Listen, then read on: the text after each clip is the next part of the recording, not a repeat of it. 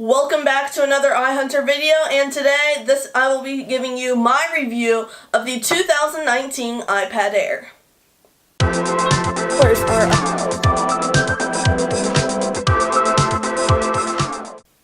So I've been using this iPad Air for a few days now. If you didn't see my unboxing, go check it out right now, link at the end of this video. And it's pretty amazing. There's really only one complaint I have about it, and we will talk about everything in this video. So to start off, before this iPad, they used to have the iPad that used to cost $400 to $500. Way back when it came out, the original iPad, all the way up to the iPad Air 2. And then they moved to this thing where then they introduced the iPad Pro, and they basically had this lineup where you either had to buy this really expensive $1,000 very powerful feature-packed iPad Pro, or you had to buy this $300 really crappy, it didn't even have a laminated display iPad, and there was nothing in the middle. Because a lot of people, they don't want a $1,000+ iPad that does all these fancy things and is super powerful that they don't need, but they don't want to get a really crappy iPad. So there's like no choice for them, and that is where this finally comes in. So if you did not know, this is the new iPad Air, the iPad Air 3, and it's pretty similar to the previous generation iPad Pro, but it is the perfect thing that I have been waiting for. It is amazingly light, just like the rest of the iPad Pro or iPad Air family, and it is the middle iPad. So if you are looking for an iPad, someone who doesn't want a crazy powerful feature-packed iPad, but they don't want a crap iPad, they just want an iPad, this is the iPad for you. It is right in the middle at $499. It's not crazy expensive, $2,000, and it's not dirt cheap. It has a 10.5-inch display, second generation Touch ID. It doesn't have the quad speakers, but it does still have the headphone jack. It has an amazing True Tone display. It has and tons of other various features. And I've been using it, and I love it. I would highly recommend this iPad. It does have support for the first generation Smart Keyboard and the first generation Apple Pencil, so you can still get those features on here.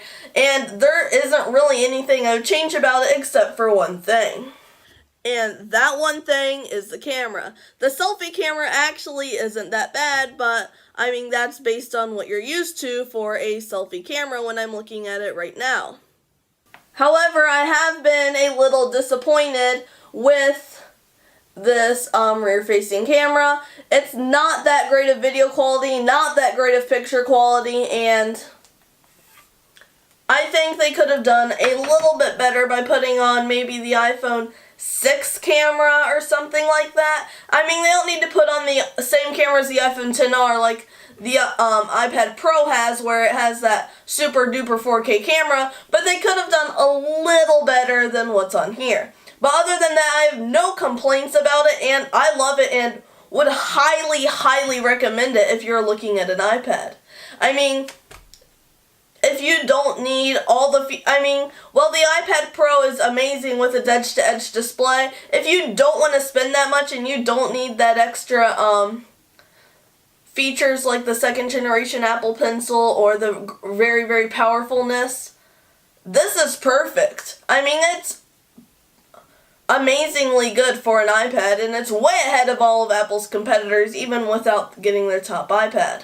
But I would highly recommend this if you're looking at getting an iPad. If you don't need all that extra stuff, definitely get this. Even though it's not the second generation keyboard and the second generation Apple Pencil, it still has support for those. It still has a True Tone display. While it doesn't have Face ID, it does have second generation Touch ID. It has a fairly decent camera. It charges very fast. It has the Apple A12X chip, which is the same chip as the iPad Pro. Now, while it doesn't have some of those performance enhancements, so it's not quite as good as the iPad Pro, it still has the same processor chip as it, and let's talk about some of the specs. So it does have the Apple A12X chip in it, which, if you did not know, anytime there's an X at the end of the chip, it's just like the iPad version of the chip where it's a little more powerful because of the bigger screen. But all of the 2018 iPhones have the Apple A12 Fusion chip, and this has the Apple A12X Fusion chip, which is slightly more powerful just because it's a bigger screen. And to test out its capabilities, I had this 2 minute and 22 second video shot in 4K. I put it into iMovie, the default video editing app that comes with your iOS device that is free.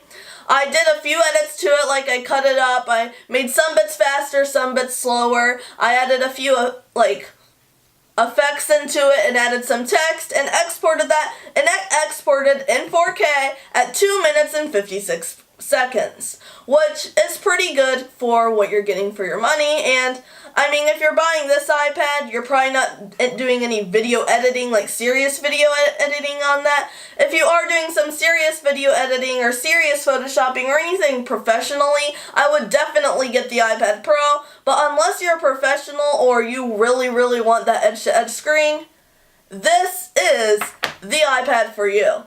So that's really all I have to say in this video. If you have any questions, let me know in the comments below, and I will see you in the next video. Bye. Thanks for watching, and be sure to subscribe. But if you're already subscribed, try checking out this video right here. Or check out my website, www.ihunterproductions.weebly.com. Or just check the link in the description.